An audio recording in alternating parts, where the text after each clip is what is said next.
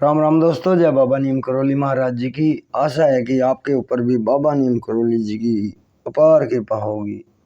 आपके घर परिवार में भी सभी कुशल मंगल होंगे, यही मैं प्रार्थना करता हूँ सभी देवी देवताओं से। सभी देवों का आह्वान कर लिया है। मेरे श्री राम जी, मेरे हनुमान जी, मेरे शिव शंकर महादेव, मेरे गणेश भगवान जी, मेरी आदि पराशक्ति माँ नवदुर्गा, माँ पार्वती, सभी देवी देवता यहाँ पर विराजे हैं। इनका आह्वान करा है दोस्तों। सभी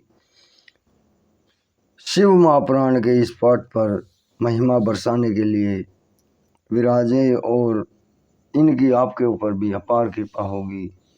ये मेरा बार बार प्रार्थना है मेरे सभी देवों से।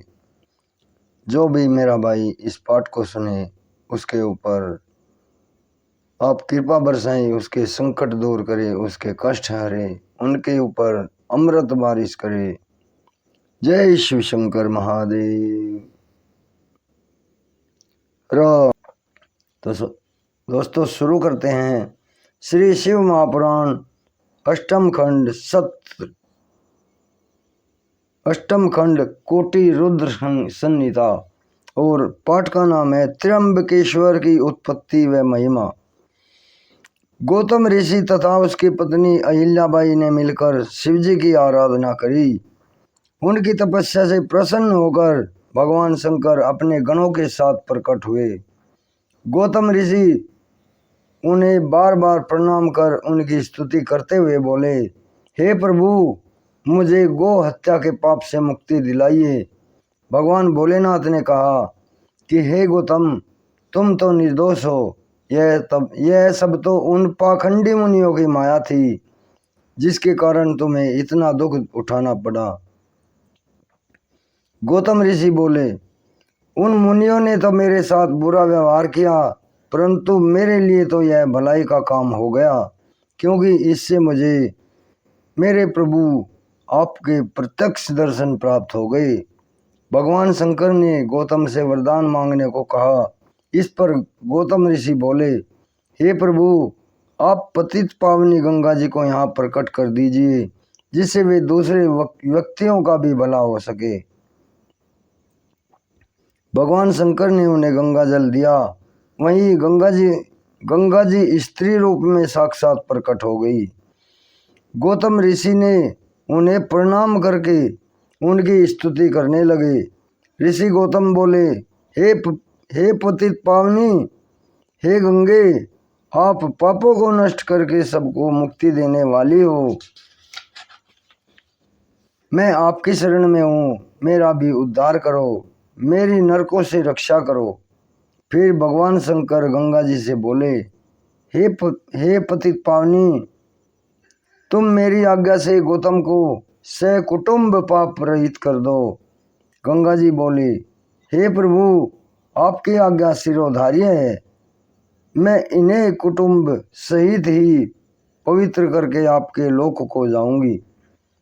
इस पर भगवान शंकर बोले, हे कल्याणी, तुम कलयुग के 28वें मनवंतर तक इसी पृथ्वी पर विराजमान रहो।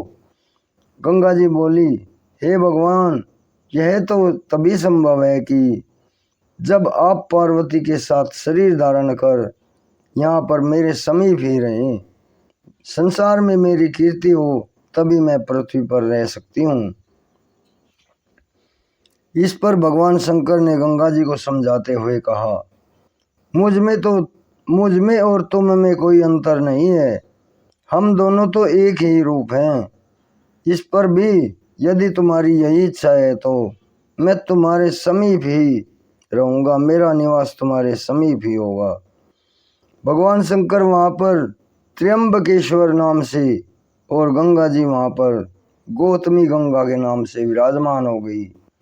गौतमी गंगा जी पर तो पुष्कर राज सरोवर, गंगादि तीर्थ और विष्णु आदि देवताओं का निवास है।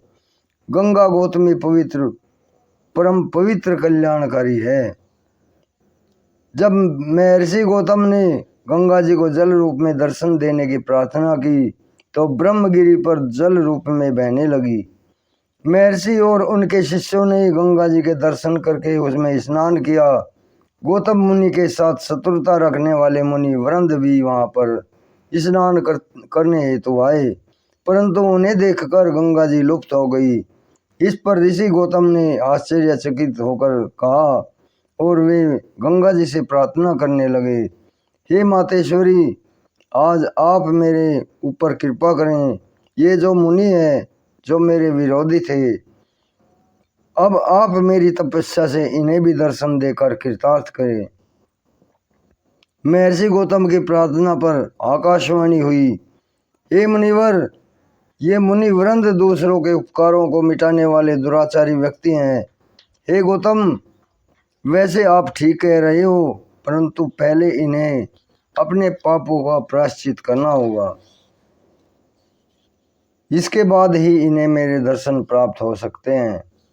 प्रायश्चित हेतु ये व्यक्ति पहले आपकी शरण में आकर माफी मांगे और इसके बाद 101 बार ब्रह्मगिरी पर्वत की परिक्रमा करें। यह आकाशवाणी गौतम के विरोधी ऋषियों ने भी सुनी। इस पर वे सब मुनि गौतम जी के चरणों में गिरकर अपने अपराधों की क्षमा मांगने लगे। इसके बाद उन्होंने ब्रह्मगिरी की एक परिक्रमा 101 परिक्रमा की और इसके बाद उन सबको गंगा जी के दर्शन प्राप्त हुए और उस स्थान का नाम कुशावर्त नाम पड़ गया।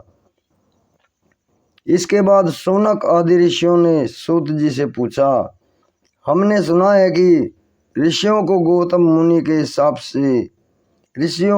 मुनि ने शाप दे दिया था, इसमें कितनी सच्चाई है, हमें बताने की कृपा करें।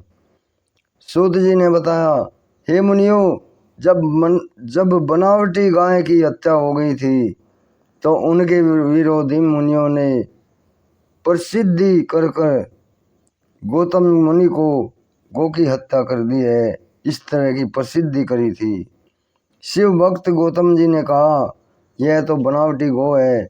वे क्रोध में भरकर शाप देने लगे, हे नीच प्रवृत्ति के ब्राह्मणों, तुम्हें मैं श्राप देता हूँ, तुम लोग भगवान शिव का पूजन नहीं कर सकोगे एवं शिव जी के पर्वों से विमुख रहोगे। इस प्रकार गौतम जी के श्राप से वे सभी मुनि लोग शिव जी से विमुख होकर कांची नगरी में निवास करने लगे तथा गौतम मुनि शिव आराधना में लग गए।